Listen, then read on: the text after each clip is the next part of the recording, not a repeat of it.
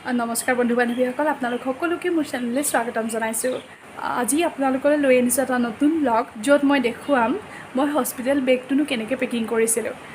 Delivery আগমুহূৰ্তত মোৰ যেতিয়া 9 মাহ হৈছিলে, 9 মাহত সোমাইছিলে, মই তেতিয়াৰ পৰা বেবীৰ কাৰণে সৰু সৰু বস্তুবিলাক আনিছিলোঁ, যিবিলাক প্ৰয়োজনীয় তেনেকুৱাবিলাক আনিছিলোঁ। প্ৰথমে মই বেবীৰ কাৰণে এটা বেবী বাস্কেট লৈছিলোঁ, য'ত মই বেবী কাপোৰখিনিয়ে অকল থ'ব পাৰোঁ।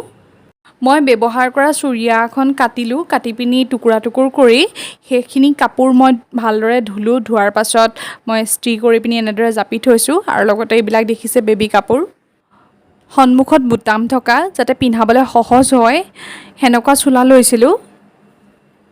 এয়া আছিলে বেবীৰ বেগ পেকিং।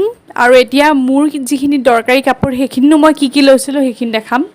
মই ষ্টেফিৰ পেকেট এটা এক্সট্ৰাকৈ লৈছিলোঁ, যদিও মই মেটাৰ্নিটি পেডটো লৈছিলোঁ 3টা পেকেট। তথাপিও মানে ব্লিডিং কিমান হ'ব আপুনিও ক'ব নোৱাৰে।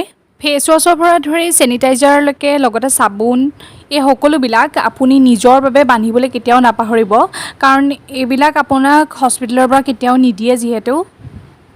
আৰু লগতে নাইটি কেইটামান সৰহকৈ নিব, যাতে ফলা নাইটি ল'ব, যাতে সন্মুখত বুটাম থকা, তেতিয়া ফিটিং কৰাব সহজ হয়। এইটো এটা মেটাৰ্নিটি পেডে হয়, এইটো পেণ্টি হয়, পেণ্টিৰ নিচিনা। এইটো মই এটা থৈ দিছিলোঁ আপোনালোকক দেখাবৰ কাৰণে যে আচলতে এইটো কেনেকুৱানো হয়। মই এইটো ইউজ কৰি ভালেই পাইছিলোঁ। মই প্ৰথম কেইদিন যিহেতু কাপোৰেই ইউজ কৰিছিলোঁ, তাৰ পাছত মই এইটো ইউজ কৰিলোঁ। এইটো ভাল, আপোনালোকে ব্যৱহাৰ কৰিব পাৰে। ৰ'ব, মই আপোনালোকক খুলি দেখাইছোঁ কেনেকুৱা হয়নো।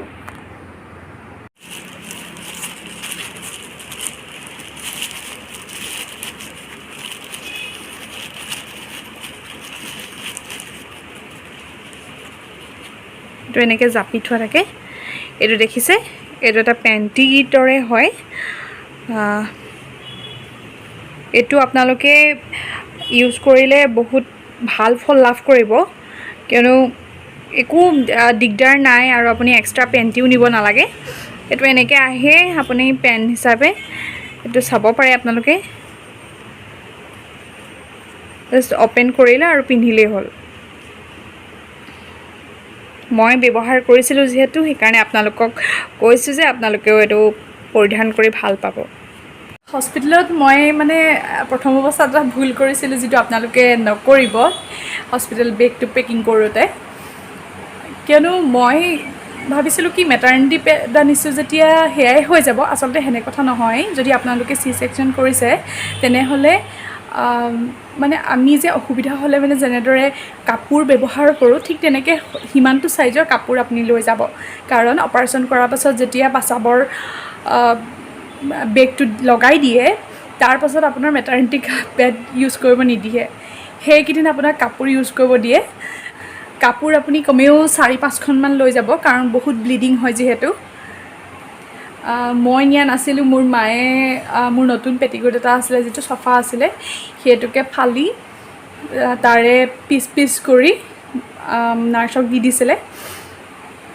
আৰু বেবীৰ কাৰণে আপোনালোকে কপাহী সূতাৰ কাপোৰ নিব। বিশেষকৈ ব্যৱহাৰ কৰি থকা চুৰিয়া, সেইবিলাক ধুই কৰি ধুনীয়াকৈ ডেটল পানীত ধুই তাৰ কাটি টুকুৰা টুকুৰ কৰি ইস্ত্ৰি কৰি পিনি জাপি ধুনীয়াকৈ থ'ব। সেইবিলাক নাৰ্ছে প্ৰথমে সেয়াই বিচাৰে। মই মোৰ ছোৱালীজনীক সাধাৰণতে 2-3 মাহলৈকে মই এই বুটাম থকা, মানে মাজেদি বুটাম থকা চোলাই পিন্ধাইছিলোঁ, কাৰণ পিন্ধাবলৈ যিহেতু সহজ হয়, মূৰেদি সোমোৱাবলৈ কোনো প্ৰয়োজন নাথাকে। আৰু আপোনালোকে নাইটি যদি ব্যৱহাৰ কৰে, তেন্তে বুটাম থকা, ইয়াত বুটাম থকা নাইটি ব্যৱহাৰ কৰিব, কাৰণ তেতিয়া ফিডিং কৰিবলৈ সহজ হয়। আৰু যদিও নহয়, নাইটি নলয়, স্কাৰ্ট যদি লয়, তেন্তে চাৰ্ট ল'ব পাৰে।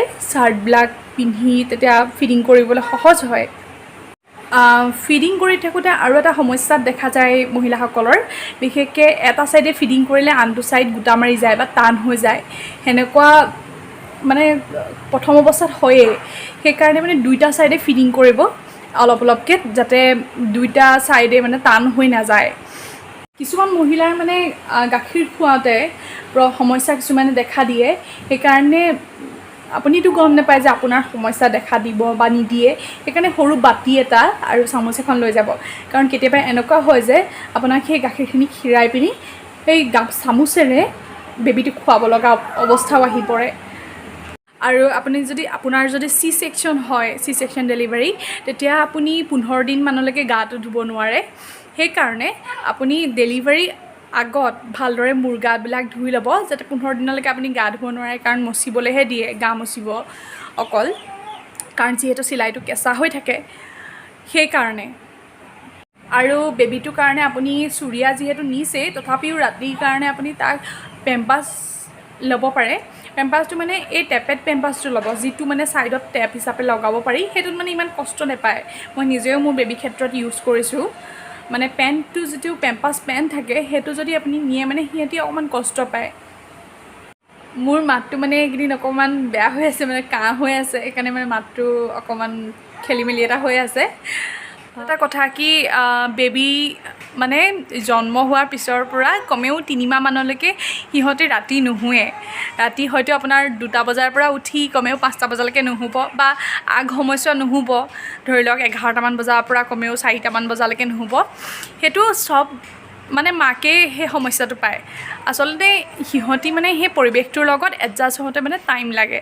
আৰু যেতিয়া 3 মাহ কমপ্লিট হৈ যায়, মানে 4-5 মাহমান হয়, তেতিয়া সিহঁতি ৰাতিটো ধুনীয়াকৈ শুবলৈ লয়। আজিৰ ভিডিঅ'টোত ইমানেই আছিল। ভিডিঅ'টো চাই কেনে পালে জনাব, লগতে লাইক, কমেণ্ট, শ্বেয়াৰ, ছাবস্ক্ৰাইব কৰিবলৈ নাপাহৰিব।